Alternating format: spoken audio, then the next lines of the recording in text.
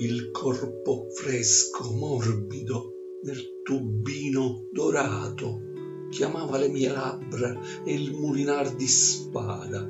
Entravo nel candore, scioglievo nere perle nelle secrete acque, mordevo ceraselle.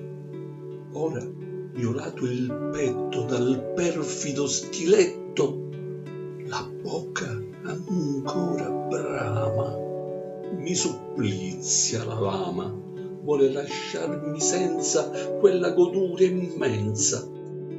Ricuso quel pentio, ripenso al ben di Dio, mi perdo, mi ritrovo, supererò la prova. Nel sole la magia di una pasticceria, la sorte mi è propizia, ma buffo di delizia.